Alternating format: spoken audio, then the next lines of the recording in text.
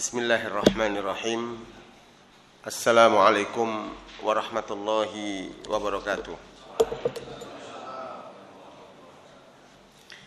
Innal hamdalillah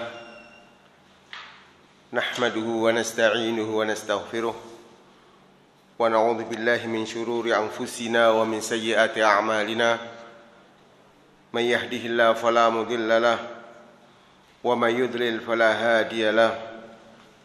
أشهد أن لا إله إلا الله وحده لا شريك له وأشهد أن محمدًا عبده ورسوله الذي بلغ رسالة وأدى الأمانة ونصح لأمة وتركنا على محجة البيضاء ليلها كنهارها لا يزيغ عنها إلا هالك اللهم فصل وسلم على هذا النبي الكريم وعلى آله وأصحابه ومن سار على دعوته إلى يوم الدين. رضيت بالله ربا وبالإسلام دينا وبمحمد نبيا ورسولا.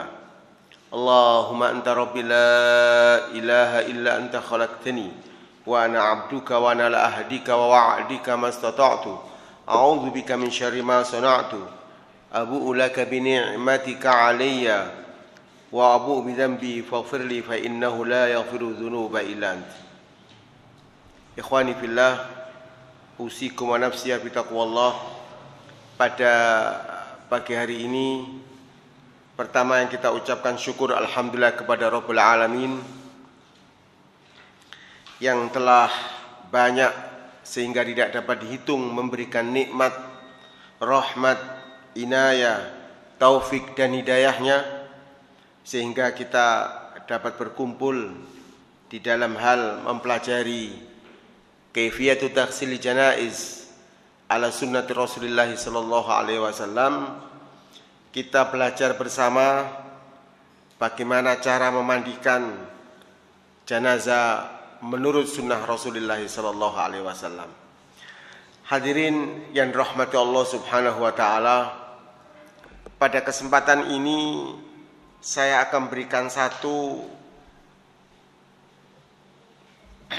informasi bahwa sebenarnya Masjid Ar-Riyadh ini tidak mempunyai tim untuk memandikan jenazah. Kemudian ketika itu ada salah seorang teman saya itu tabrakan sehingga harus dibawa ke rumah sakit. Dan di sana dia sampai wafat. Setelah wafat, kita tunggu jenazah masih belum keluar, masih dimandikan.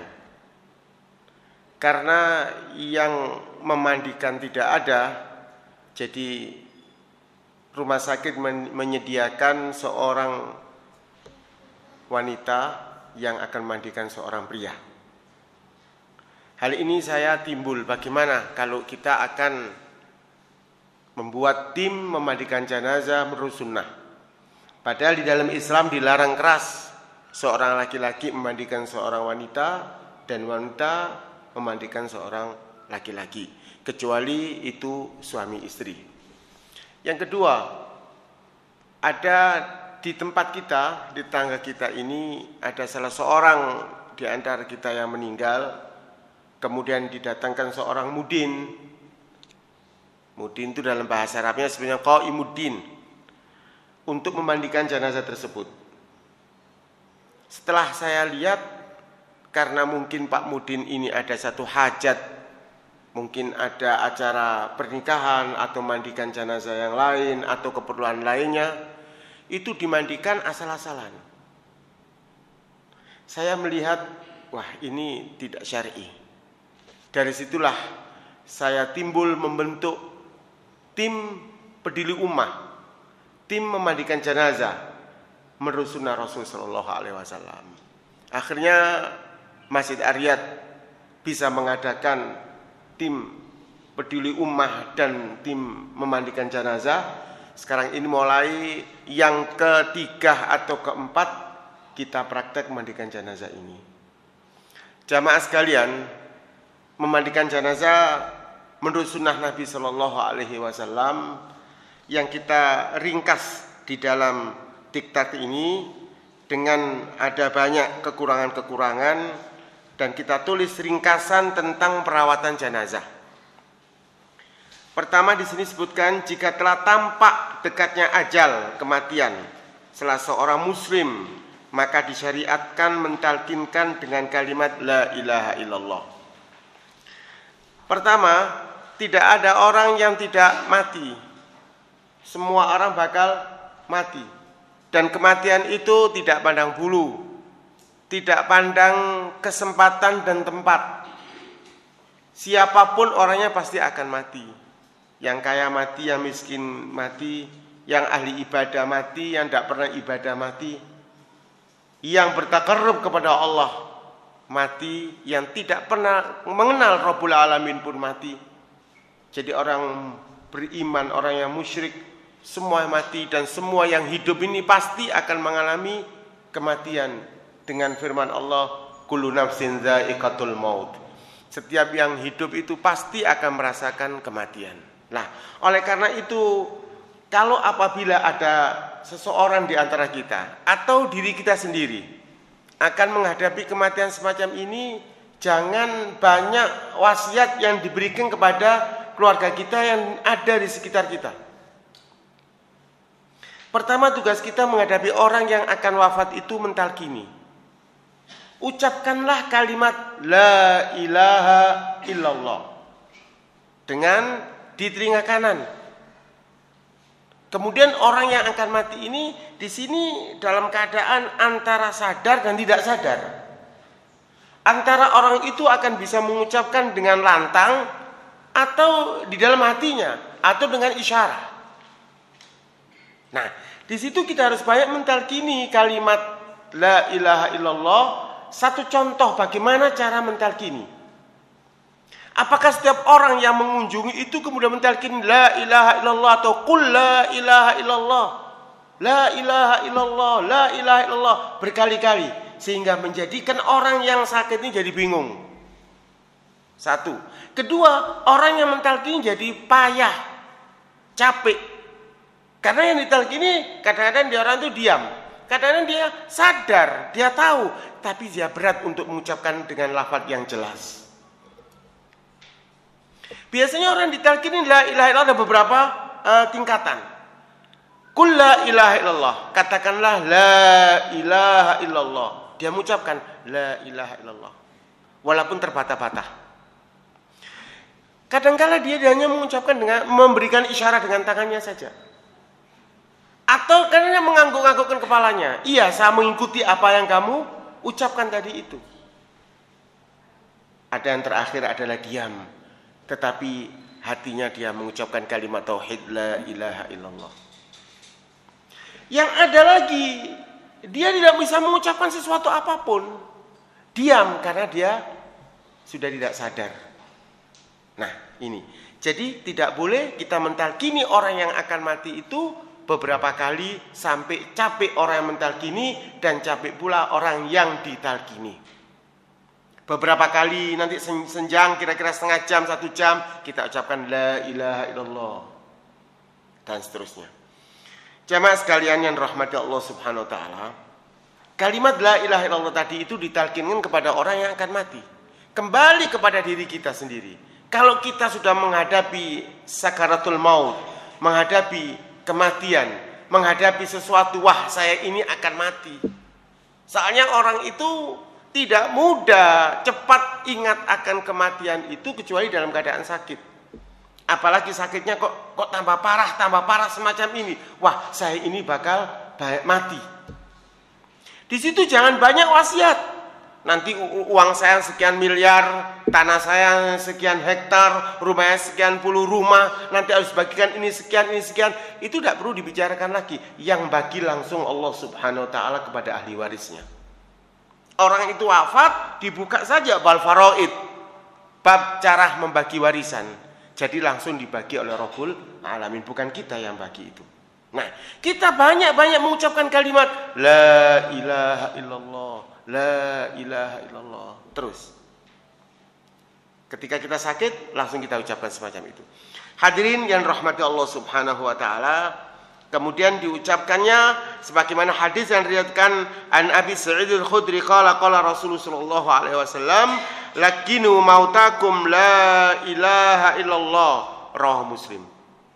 Talkinilah saudaramu yang akan mati dengan kalimat la ilaha illallah. Ada hadis lagi yang meriwayatkan dengan kalimat bila ilaha illallah.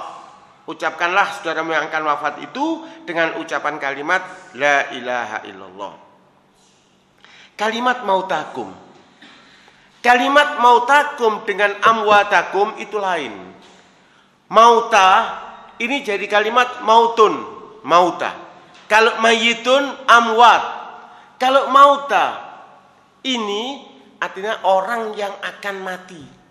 Kalau amwat orang yang telah mati. Jadi siapa yang harus ditalkini ini? Orang yang akan mati. Menurut hadis yang diriwayatkan oleh Mu'adz bin Jabal radhiyallahu anhu, ani Nabi sallallahu alaihi wasallam annahu qala man qala fi akhir kalamihi la ilaha illallah dakhala al-jannah.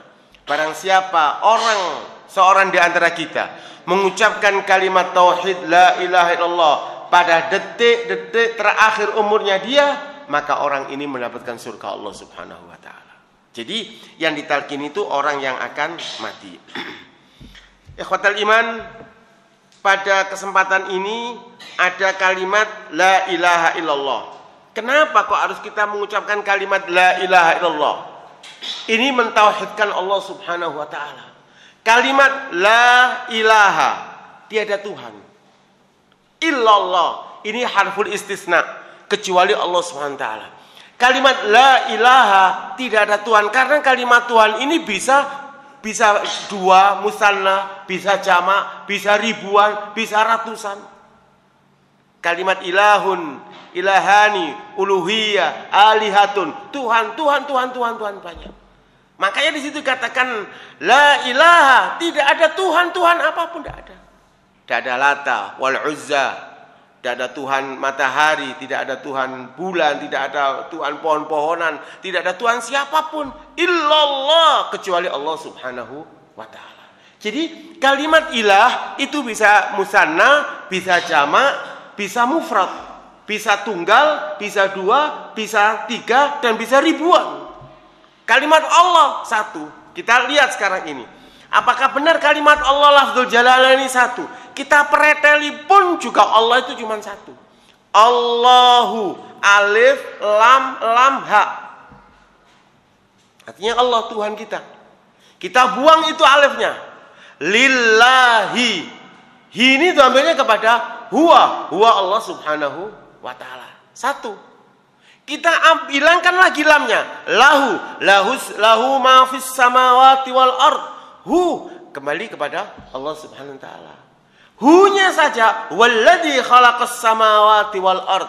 Satu, tetap Allah itu satu, tidak bisa dijamakkan, tidak bisa dimusannahkan.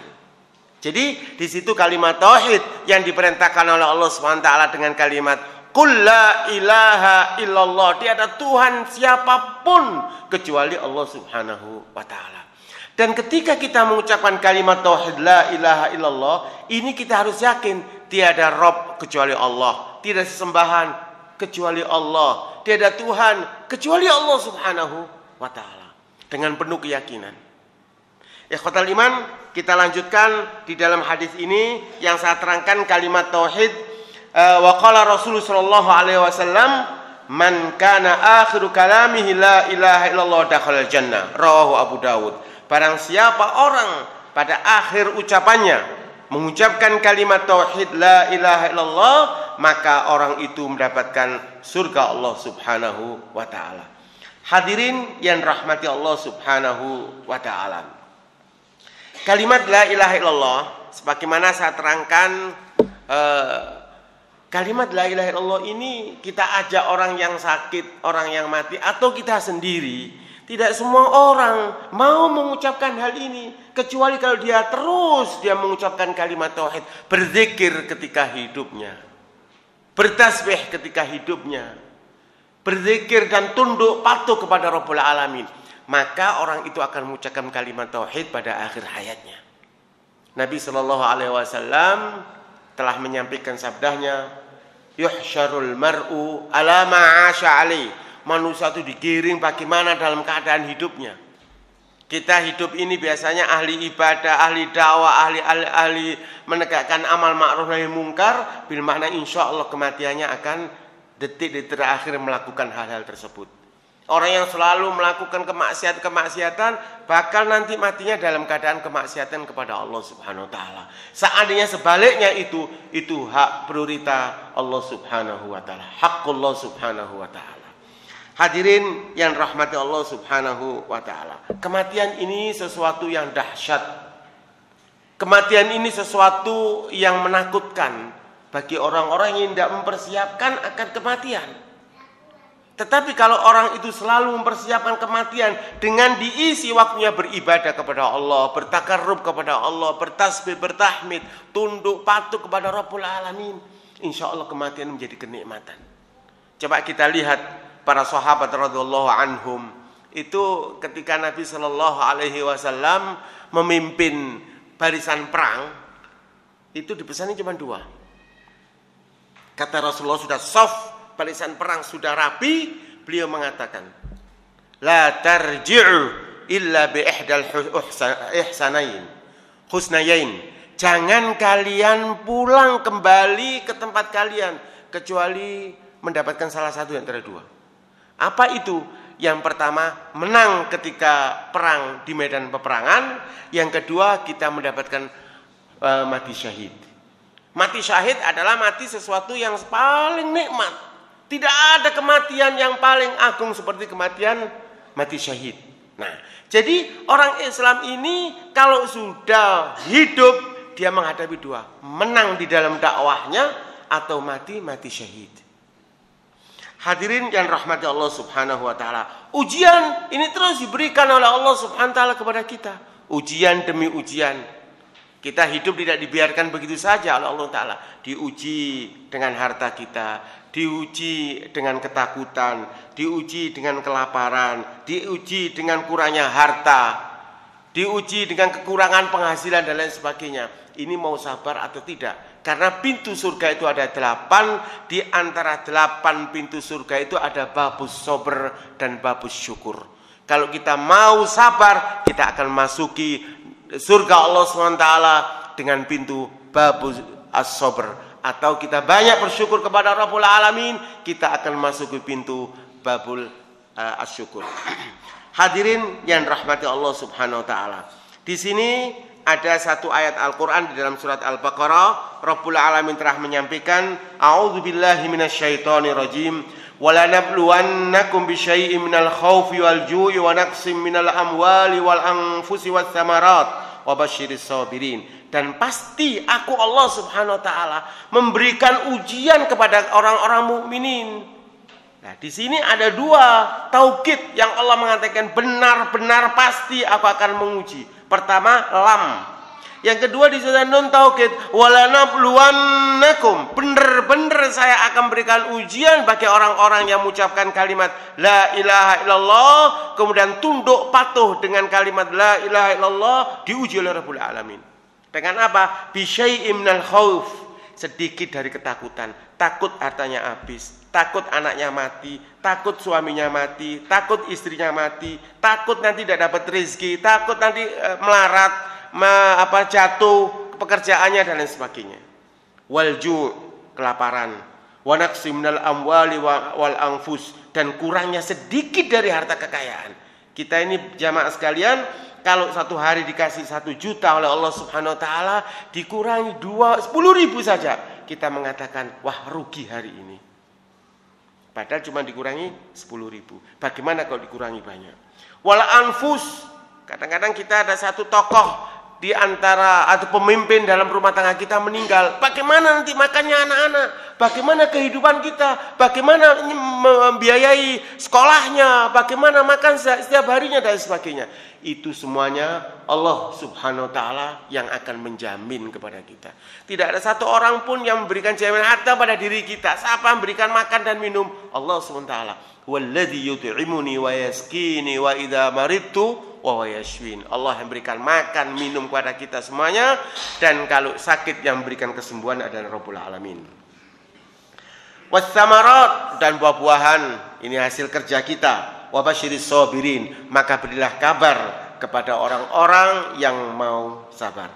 Kelanjutan daripada ayat ini, alladzina idza asabatuhum musibah, dan orang-orang yang telah mendapatkan musibah.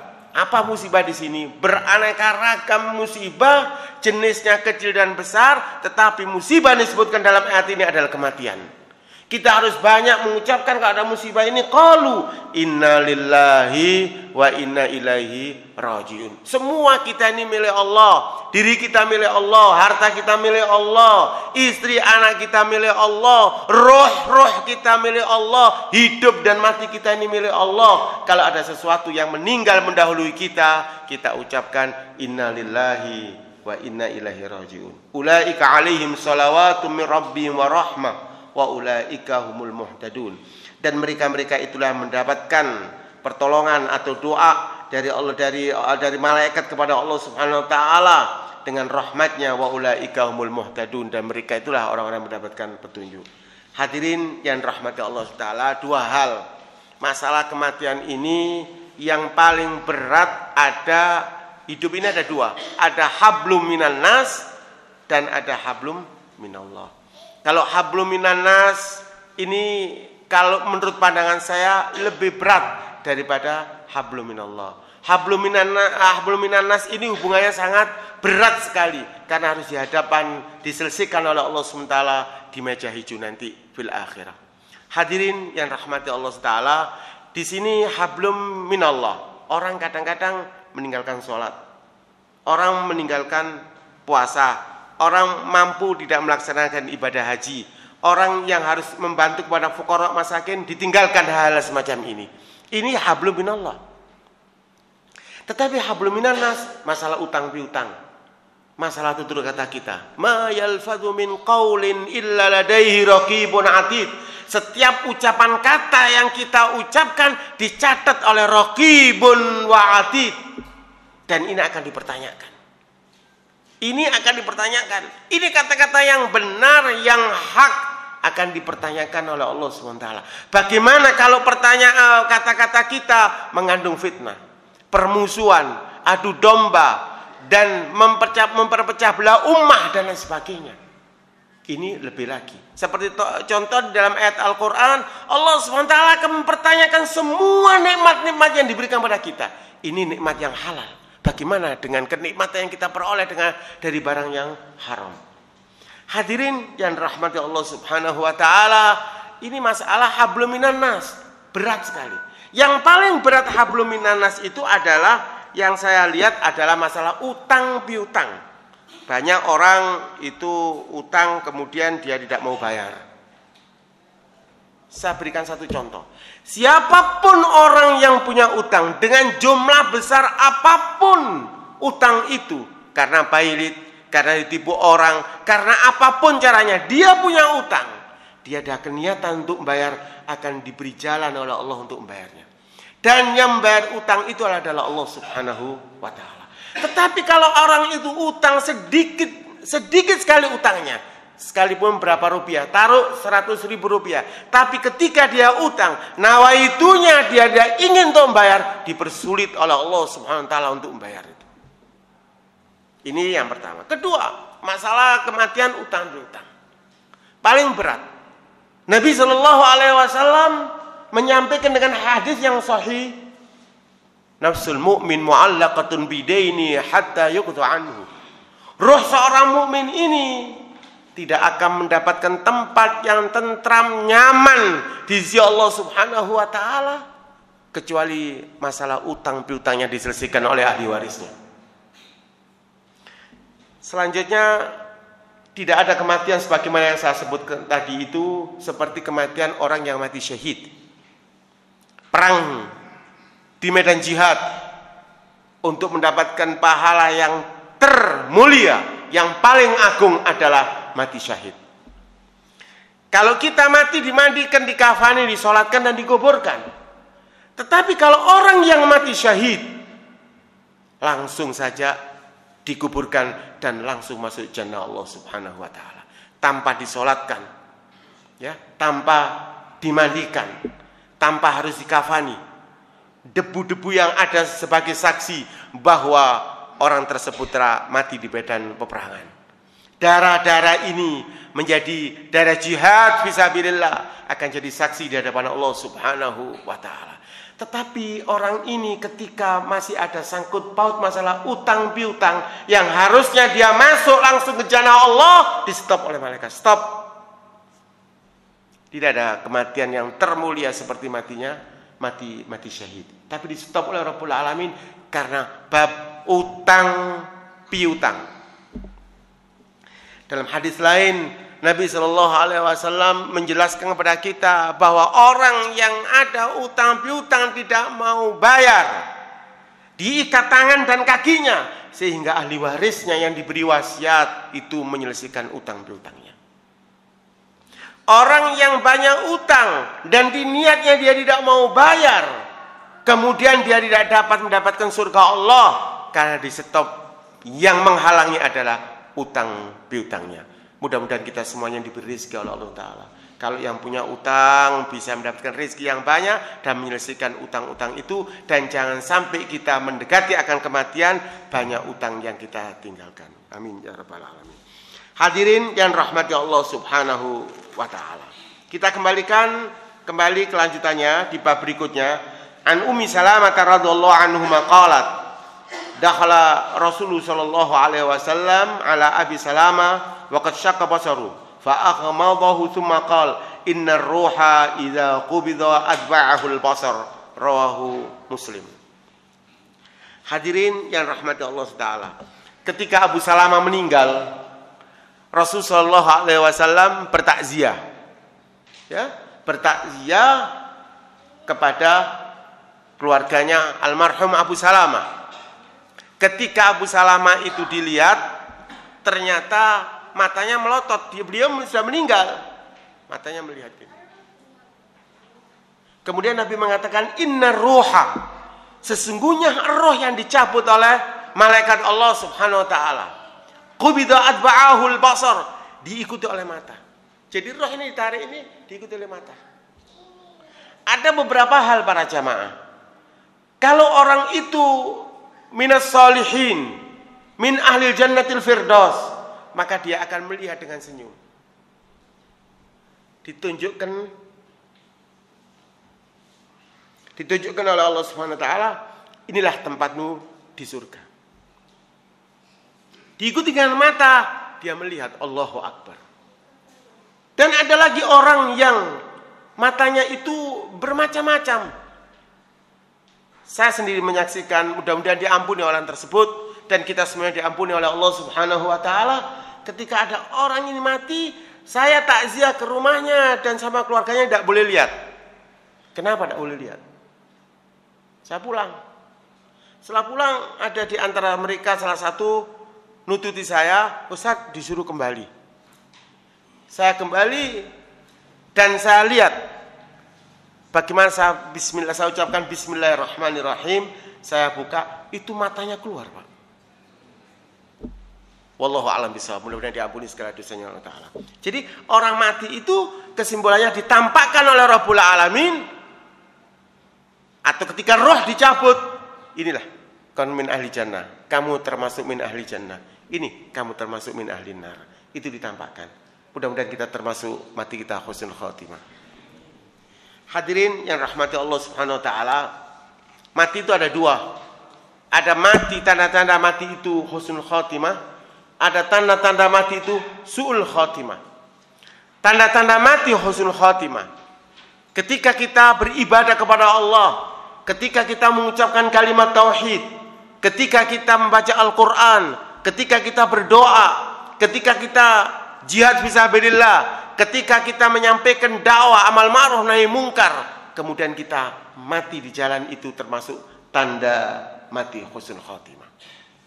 Ada orang yang saya katakan bahwa tanda-tanda mati husnul khotimah ketika berzina, ketika mencuri, ketika melakukan transaksi ribawiyah, ketika dia merampok, ketika mereka melakukan jenis kemaksiatan apapun, disitulah ruh diambil oleh Allah Subhanahu wa taala. Ini tanda daripada mati su'ul khotimah. Hadirin yang dirahmati Allah Subhanahu wa taala, tadi saya katakan kalau mata itu mengikuti keluarnya roh, dan roh ini diambil oleh Allah Subhanahu wa taala. Setiap kali saya ada kesempatan jenazah, saya sampaikan bahwa roh itu ditarik oleh Rabbul Alamin, oleh malaikatul maut. Kalau orang-orang non muslim itu dari atas, dari kepalanya terus mati. Tapi kalau mukmin tidak. Itu dari ibu jari ditarik. Terus orang itu ada dua. Dia terus aktif bertakarrub kepada Allah Ta'ala. Terus aktif bertobat kepada Rabbul Alamin. Terus aktif dia berzikir, bertasbih, bertahmid kepada Rabbul Alamin, mempersiapkan bahwa dia ini dalam keadaan sakaratul maut. Para sahabat radhiyallahu anhum, termasuk Abu Bakar Siddiq radhiyallahu anhu, itu seminggu sebelum wafatnya beliau menangis seperti harinya pilu. Dan banyak para sahabat itu menangis kurang lebih 10 hari, seminggu, 3 hari, atau sebulan. Dia ingin mendapatkan liqa dengan Rabbnya, ingin bertemu dengan Rabbul Alamin. Hadirin yang rahmati Allah Ta'ala, sampai di kaki roh ini cabut, dan sampai di paha. Aktivitas demi aktivitas dilakukan, kegiatan demi kegiatan dilakukan semuanya. Yang namanya kematian itu hal biasa. Fulan mati, fulan mati, fulan mati, fulan mati. Kan kita saksikan para jamaah. Orang kaya itu mati, orang yang miskin itu mati, Ustadz fulan mati, orang ahli ibadah mati, orang alim itu mati, orang yang paling jahat di atas bumi ini mati. Dan kematian semua sudah kita saksikan. Cuman yang paling berat itu adalah menghadapi sakaratul maut. Yang paling berat adalah menghadapi sakaratul maut. Di dalam bahasa lain bukan naza. Naza ini dari bahasa Arabnya naza'a yanza'u atau yanzi'u, itu mengambil. Jadi ada paku yang ditancapkan di satu kayu seperti sini, meja, sudah rapat kemudian kita tarik. Ini namanya naza'a, bukan akhadha. Kalau akhadha mengambil. Lah, roh ini naza. Lu kenapa orang ini? Oh, ini naza. Kan begitu bahasanya, Pak. Naza itu tarik berat. Roh yang sudah dikandung badan selama 70 tahun, 90 tahun, 100 tahun, 40 tahun, 50 tahun ditarik oleh Rabbul Alamin. Dan penarikan roh itu tadi saya katakan dari ibu jari sampai di kaki sampai di paha. Ketika sampai di dada, inilah yang namanya sakaratul maut. Di sini, Pak. Lah ini jadi gemetar seperti itu. Sempitnya kita bernafas, hilangnya kesadaran, kadang-kadang sadar, kadang-kadang tidak. Sakitnya berjalannya ini, Allahu Akbar, bingung meninggalkan anak dan istrinya. Apakah saya termasuk orang khair atau orang syar? Apakah saya bisa mengucapkan kalimat tauhid penutup di akhir kehidupan kita? Apakah kita yang termasuk orang min ahli jannah atau min ahli nar? Apakah kita bisa diampuni oleh Allah? Adakah kesempatan kita bermohon maaf kepada seluruh umat manusia yang pernah bermuamalah dengan kita? Allahu Akbar, bermacam-macam. Di sini namanya sakaratul maut. Ikhwatal iman, Kemudian setelah itu sampai di tenggorokan. Di dalam riwayat lain mengatakan bahwa ketika roh engkau cabut sampai di dada ini, kita bernafas, sempit sekali nafas itu. Dan susah sekali kita bernafas. Rasanya begitu beratnya. Seperti jumlah gunung-gunung yang ada di dunia ini diletakkan di atas dada kita. Allahu Akbar. Makanya Rasulullah SAW mengatakan, Allahumma hawwin alaina fi sakaratil maut. Ya Allah, permudahkanlah ketika engkau cabut roh itu. Tidak ada sesuatu yang dapat mempercepat keluarnya roh. Tidak ada sesuatu yang bisa mempermudah untuk keluarnya roh dan menjadikan kita mati kita husnul khatimah, kecuali kalimat La ilaha illallah, La ilaha illallah. Bukan lainnya. Hadirin yang rahmati Allah SWT. Kemudian setelah mata melihat ke atas dan mulut pun jadi terbelalak. Sakit orang yang namakan sakaratul maut.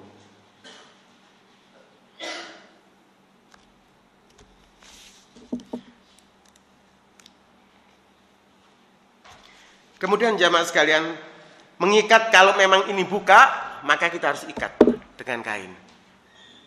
Kemudian mata yang melihat ke atas itu kita berikan logam.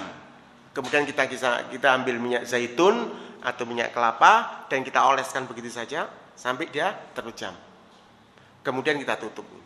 Kalau tidak, orang yang akan bertakziah, dia melihat siapa meninggal fulan bin fulan, kemudian kita tutup. Kemudian dia melihat orang itu bisa terbelalak. Matanya dia pun juga melihat ke atas, orang kan jadi takut. Dan dia orang akan berbicara dengan orang lainnya, tangganya, teman dan sebagainya. Jadi bagian harus kita tutup. Makanya kita tutup. Hadirin yang dirahmati Allah Ta'ala, setelah kita tutup, kemudian kita bertakziah, jangan kita mengatakan sesuatu menjelek-jelekkan orang yang mati ini. Mereka sudah mati. Hubungan dia dengan Rabbul Alamin kepada kita sudah tidak ada lagi.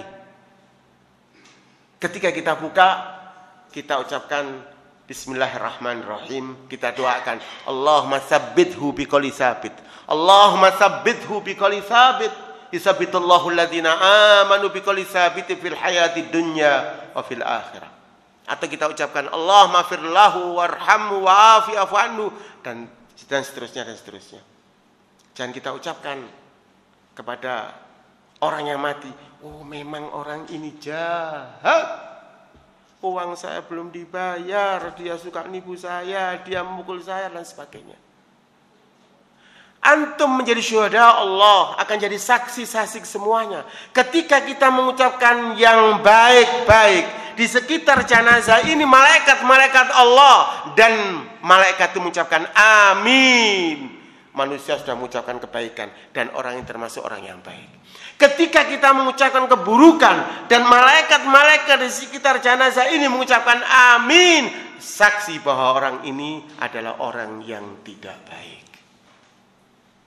Tidak perlu kita berteriak-teriak, orang ini orang baik, orang ini, tidak perlu. Cukup 2-3 orang dengan sendirinya dia mengucapkan hadza rajulun saleh. Ini orang saleh, ini orang baik, maka termasuk orang-orang yang baik. Kalau banyak orang, 2-3 orang mengucapkan ini orang yang tidak baik, maka jadilah orang itu yang tidak baik. Urusan orang ini ya ikhwatal iman, kalau sudah mati tidak perlu kita bicarakan antara hubungan dia dengan Allah Subhanahu wa taala. Kemudian selanjutnya, melonggarkan sendi-sendi sekitar 1 jam dari wafatnya agar mudah di dalam perawatannya. Jika bermalam maka dioleskan dengan minyak zaitun. Kadang-kadang orang mati sudah dibiarkan, tunggu keluarganya fulan dari tempat jauh, jadi kaku badan ini. Pertama, roh dicabut itu sudah keluar, badan jadi lemas.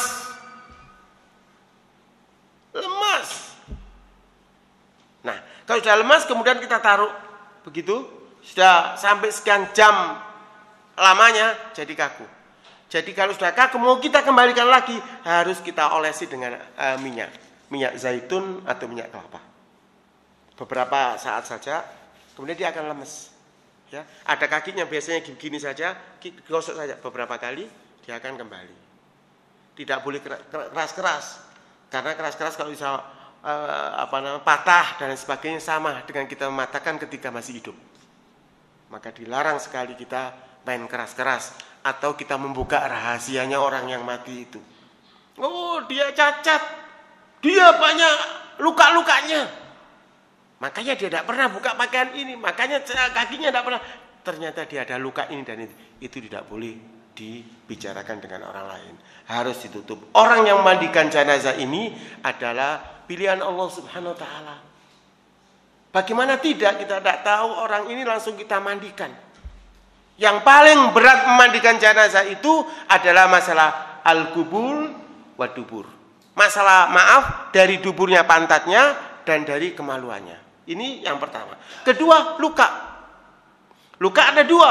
Luka itu dari tabrakan, luka yang baru atau luka yang lama. Bagaimana cara membersihkannya ini? Ini orang kalau tidak dibela oleh Allah Ta'ala dengan tatak, dia tidak akan mau, dia akan memandikan orang itu. Wong suami istri sudah 40 tahun ketika mati, melihat saja tidak mau. Hanya menangis-menangis saja. Hadirin yang rahmati Allah Ta'ala, tadi saya katakan bahwa kematian itu melalui jalan kaki, dan inilah yang dinamakan sakaratul maut. Kemudian saking beratnya keluarnya roh. Saya ulangi lagi, saking beratnya keluarnya roh, minim orang yang mati itu mengeluarkan air kencing. Kedua, dia mengeluarkan kotoran dari pantatnya. Yang ketiga, para jamaah perlu diketahui, dia mengeluarkan air mani dari beratnya keluarnya roh. Padahal kalau dihitung, kalau ketika air mani ini keluar, memerlukan tenaga yang sangat prima dan serius. Berarti kematian itu sesuatu yang serius, sesuatu yang dahsyat, ya sesuatu yang perlu konsentrasi yang penuh. Keluar, Pak. Ada orang yang sakit sampai beberapa hari, dia tidak bisa buang air. Ketika dia wafat, keluar kotoran dari pantatnya itu, yang baunya seminggu belum hilang. Inilah manusia. Di sini kita tidak boleh sombong. Disinilah menunjukkan kelemahan manusia ciptaan Allah Subhanahu wa taala. Al-Qawiyyu Allah Subhanahu wa taala. Hadirin, kemudian selanjutnya perawatannya di sini adalah meletakkan bedah seluruh ukuran dengan perutnya yang menahan dari mengembung sebab angin. Jika tidak, segera dimandikan. Jadi harus kita kasih sesuatu. Ya, dimandikan itu ada dua. Apa cepat dimandikan? Kalau dimandikan cepat langsung dikuburkan itu lebih baik. Ada nanti tunggu besok dan sebagainya, beberapa jam sebelum dikuburkan itu harus dimandikan lebih dahulu. Kadang-kadang ada orang yang sudah dimandikan mengeluarkan cairan. Makanya Nabi Shallallahu Alaihi Wasallam menganjurkan kepada kita, kalau kita ini ada salah seorang di antara kita wafat, cepat-cepat harus dikuburkan. Apa sebabnya? Namanya manusia, Pak. Ini mengeluarkan sesuatu yang tidak baik. Baksil-baksil itu banyak. Nanti bisa mengganggu kepada orang-orang lainnya. Dari mana keluarnya itu? Dari lubang pantat dan dubur dan gubul dan kemaluannya. Kedua, dari seluruh lubang yang ada, dari telinganya, dari hidungnya, dari mulutnya, dan dari matanya. Ini mengeluarkan sesuatu. Makanya cepat-cepat harus dikuburkan, tidak mengganggu kesehatan kepada orang lain. Nanti itu diterangkan sedikit oleh Dr. Hafid insyaallah. Kemudian selanjutnya di sini adalah tubuh supaya jangan sampai nanti itu sampai bisa besar, orang melihat jadi takut dan lain sebagainya. Dan tidak perlu kita takut. Kita tidak boleh takut kepada orang yang mati. Dan kita semuanya tidak boleh takut dengan mati. Mati itu pasti datang kepada kita. Tidak perlu ditunggu, datang. Dua, Pak, yang tidak perlu ditunggu, pasti datang. Masa ketuaan dan masa kematian. Jangan ditunggu, pasti datang tua itu. Jangan ditunggu, pasti ajal itu akan datang. Likulli ummatin ajal.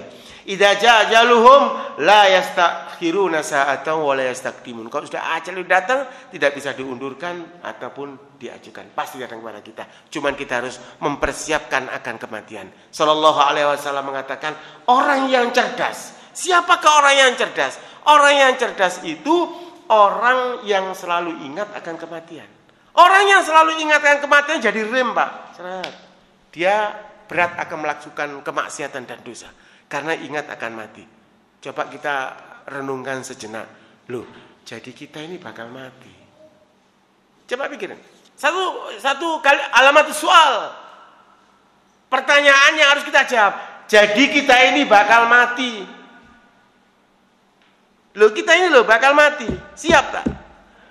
Meninggalkan anak kita, istri kita, pekerjaan kita, harta kekayaan kita bakal mati. Disitulah kalau orang ingat akan kematian, dia akan selalu tidak banyak melakukan dosa dan kemaksiatan. Menutup seluruh tubuhnya, sudah meninggal harus kita tutup. Tidak boleh kita blak begitu. Nanti orang masuk keluar, jadi tontonan dan lain sebagainya. Itu bukan tontonan. Ya, itu ada tuntunan, kita bakal mati seperti ini. Nanti bakal dikafani. Ya, kita bakal dikafani dan kafan itu tidak ada kantongnya. Tidak ada tempat saku duit. Oh, kita kasih kantong yang besar bawa duit banyak, tidak ada. Makanya kita harus banyak infak dan sedekah sebelum kita wafat. Kemudian yang ketujuh, bersegera menguruskan perlengkapan mandi dan lain sebagainya. Ini nanti Ustadz Arif Nabhan akan menjelaskan ini. Hadirin, hadis yang berikutnya. An Abi Hurairah radhiyallahu anhu anna Nabiy sallallahu alaihi wasallam qala asri'u bil janazati fa in taku salihatan fa khairun tuqaddimunaha alaihi wa in taku ghaira dzalika fa syarrun tad'unahu an riqabikum. Rawal Bukhari dan Muslim. Jadi jenazah ketika bawa ini, Pak, ketika kita pikul, ya, kita bahas di sini. Ini ada dua. Kalau dia ahli khair, sebaik-baik sesuatu yang ada di pundak kita. Tetapi kalau dia min ahli jahannam, dia akan masuk neraka. Sejahat-jahat sesuatu yang kita taruh di pundak kita. Allahu Akbar. Orang yang mati yang soleh, yang bakal masuk surga Allah Ta'ala, itu dia mengatakan kepada keluarganya semuanya, dia mengucapkan asriu, cepat-cepat aku kuburin. Cepat-cepat saya dikubur, cepat-cepat saya dikebumikan. Ini orang yang baik. Karena sudah ditunggu oleh raudhatun min riyadil jannah. Taman daripada taman surga. Tetapi orang yang min ahli nar, ketika ditaruh, dia diam. Ketika sudah mau dibawa, dia mengatakan, mau dibawa kemana aku ini? Mau diusung kemana aku ini? Jangan cepat-cepat. Karena dia sudah dinanti oleh hufratun min hufarin nar. Lubang daripada lubang neraka. Di mana itu? Di kuburan sana. Allahu Akbar. Sebelum masuk surga, sebelum masuk neraka, sudah ada ekstra. Makanya orang-orang yang masuk surga, itu sudah diberi ekstra oleh Allah Ta'ala. Wala tahsabanna alladhina kutilu fi sabilillahi amwatan bal ahya'un 'inda rabbihim yurzaqun. Jangan dikira orang yang mati itu mati seperti mayat semacam itu. Mereka hidup dan diberi rezeki oleh Allah Ta'ala. Bagaimana rezeki yang Allah berikan kepada orang-orang yang mati syahid, yang mati husnul khotimah, yang mati di medan menegakkan kalimat la ilaha illallah dan lain sebagainya.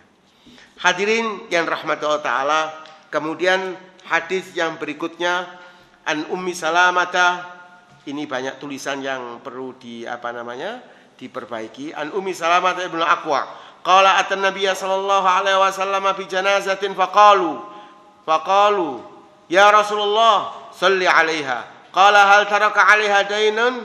Hal taraka 'alaiha dainan? Qalu na'am. Qala hal taraka min syai'? Qalu la. Qala salli 'ala sahibikum. Qala rajulun minal ansar yuqalu Abu Qatadah, qala salli 'alaihi wa 'alayya dainuhu fa shalla 'alaihi. Nabi SAW, Pak, tadi saya terangkan masalah bab utang piutang. Itu Nabi kalau sudah menghadapi jenazah, beliau mengatakan pada musyayyi'in, orang yang mengantarkan jenazah, apakah orang yang mati ini punya utang? Qalu, "Na'am, iya ya Rasulullah. Punya utang saya, punya dan sebagainya." Maka Nabi memanggil Abu Bakar As-Siddiq radhiyallahu an, "Shalli ya Abu Bakar, shalli bin nas." Kamu saya yang jadi imam. Ini satu. Kedua, kemudian hadis ini mansukh. Nabi SAW kalau ada orang yang mati, beliau tetap berdiri di depannya dan seraya mengatakan, apakah orang ini punya utang? Qalu, na'am ya Rasulullah. Punya utang fulan. Rasul mengatakan, saya yang bayar utangnya. Jadi kalian nanti sudah mengantarkan jenazah, mintalah kepada saya, utangnya saya akan bayar. Mereka mengatakan, ya Rasulullah, dia meninggalkan harta kekayaan banyak. Nabi mengatakan, tapi dia juga meninggalkan anak banyak. Biarkan harta kekayaan itu yang ditinggalkan oleh si mati dibagikan kepada keluarganya menjadi ahli waris. Utangnya saya yang bayar. Ini Nabi Shallallahu Alaihi Wasallam. Hadirin yang rahmatullah taala, kalau saya di kuburan atau di masjid atau di mana, apakah orang ini punya utang supaya diselesaikan kepada ahli warisnya? Hanya saya dapat menyampaikan semacam itu. Saya tidak bisa mengatakan utangnya nanti bayar sama saya ya. Siapa yang punya utang? Saya cuma bisa menyampaikan ahli warisnya supaya diselesaikan utang, masalah utang piutangnya. Dan juga apabila nanti itu utang piutangnya dimaafkan, itu insya Allah diganti oleh Rabbul Alamin. Ini ada sebuah hadis yang tadi Salamatul Aqwa ini mengatakan bahwa ada orang yang meninggal, beliau mengatakan, Rasulullah SAW mengatakan kepada mereka, apakah orang ini punya utang? Iya ya Rasulullah, punya utang. Kemudian Abu Bakar dipanggil untuk menyolati. Ada namanya seorang sahabat yang bernama Abi Qatadah. Ya Rasulullah, solatilah dia dan utangnya saya yang bayar. Kemudian Nabi menyolati, kemudian berangkat. Setelah beberapa hari kelanjutan hadis itu, Rasul ketemu sama Abi Qatadah. Ya Abu Qatadah, apakah kamu sudah selesai bayar utang-utangnya orang si mati tadi itu? Dia mengatakan, sudah ya Rasulullah. Al-ana ya Abu Bakar, ya Abu Qatadah. Sekarang sudah selesai. Maka orang sudah ada hubungan antara Ibnu Bani Adam, sudah selesai semuanya. Langsung masuk jannah Allah Ta'ala. Hadirin yang rahmat ta'ala, di sini hadis yang berikutnya saya singkat saja. Syarat untuk memandikan jenazah. Pertama, orang yang memandikan jenazah itu harus orang yang soleh. Bukan semua orang langsung memandikan jenazah. Ya, tadi saya katakan bahwa yang berat dalam kubur dan tubur dan sebagainya. Harus ada caranya. Kita memwudui lebih dahulu orang yang mati itu, atau setelah kita mandikan kita wudui. Nanti Pak Arif akan menjelaskan itu, apakah sebelum atau sesudahnya. Kapan kita akan mewudui orang yang mati itu. Selanjutnya di sini adalah qala Rasulullah sallallahu alaihi wasallam, man satara musliman satarahullahu yaumal qiyamah. Rawal Bukhari dan Muslim. Sekali lagi, orang yang menutup keaiban sama muslim, baik ketika masih hidup ataupun sedang mati, maka akan ditutup keaiban kekurangannya di dunia sampai akhirat. Tidak boleh kita buka apalagi sudah mati. Kenapa kita buka? Sudah biarkan saja. Kalau ada orang yang mengatakan, ada hadis mengatakan uzkuru mahasina mautakum, sebut-sebutlah kebaikan orang yang telah mati itu. Ini hadisnya dhaif. Lebih baik kita mengamal diam atau menyebutkan kebaikan saja daripada kita menyebutkan kejelekan-kejelekan dia. Tidak ada namanya dosa warisan dan lain sebagainya. Kemudian yang terakhir ya ikhwatal iman, nanti Pak Arif ini menjelaskan banyak masalah praktek memandikan jenazah dan lain sebagainya. Yang terakhir, tidak bolehlah kita ini menjelek-jelekan orang mati. Ini sudah saya terangkan. Fa innam afdau ila ma qaddamu, sudah lalu, sudah hubungan dia dengan Allah Subhanahu wa taala. Di sini cuman ada satu yang perlu kita perhatikan, bahwa intinya memandikan orang mati ini adalah seperti mandi biasa. Cuman di situ harus ada caranya. Kita ucapkan bismillah, kemudian dari sebelah kanan semuanya. Kemudian kita wudhui sebelum mandi atau kita sesudahnya atau sebelumnya. Dan harus benar-benar bersih. Tidak boleh sembarangan, kemudian kita tarik kurang ini. Wah, ini orang ini kurang ajar, dulu masih mudanya, ditarik sana, tarik sini. Nah, itu tidak boleh. Jadi harus kita mandikan rata seperti orang-orang yang baik. Urusan dia dengan Allah Subhanahu wa taala.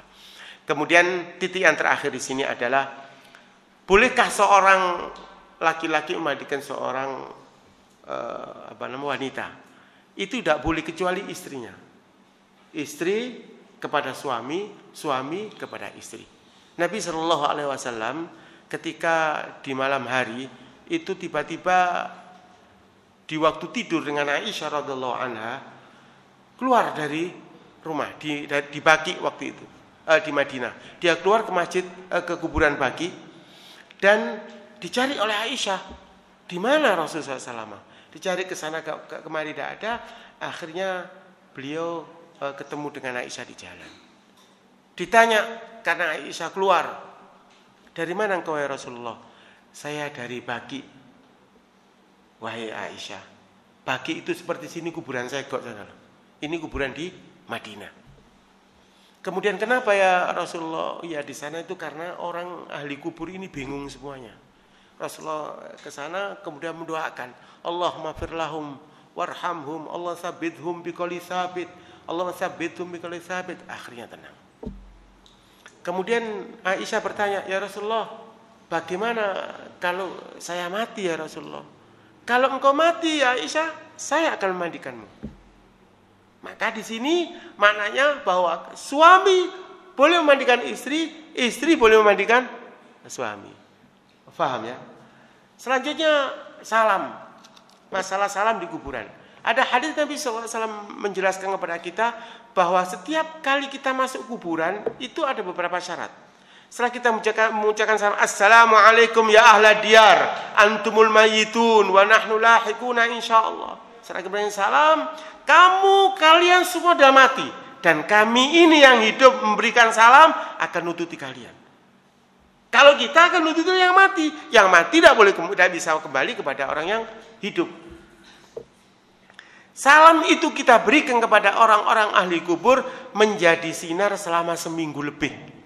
Setiap kita lewat, kita Assalamualaikum ya ahlal kubur, menjadi sinar kepada ahli kubur selama seminggu lebih. Kedua, akan dijawab oleh ahli kubur. Kan mereka sudah mati. Bagaimana siapa yang menjawab? Di dalam hadis itu menerangkan, kalau mereka yang mati tidak mau menjawab atau tidak bisa menjawab, ada yang menjawab lebih afdal daripada mereka itu, yaitu malaikat Allah Subhanahu wa taala. Itulah yang dapat saya sampaikan dalam keterangan bagaimana cara merawat jenazah menurut sunnah Nabi Shallallahu Alaihi Wasallam. Sebelum kita tutup dan kita praktekkan cara mandikan jenazah, mungkin ada pertanyaan, 1 atau 2 pertanyaan, silakan bertanya. Silakan jamaah mau tanya. Tapi kalau tidak ada pertanyaan, saya serahkan kepada Ustaz Arif Nabhan untuk mempraktekkan cara memandikan jenazah dan mengkafaninya serta cara memotong kafan. Itulah yang dapat saya sampaikan. Maka saya ucapkan jazakumullah khairan katsira, subhanakallahumma bihamdik, asyhadu an la ilaha illa anta astaghfiruka wa atubu ilaik. Wa sallallahu ala Muhammad wa ala alihi wa sahbihi wasallama. Walhamdulillahi rabbil alamin. Wassalamu alaikum warahmatullahi wabarakatuh.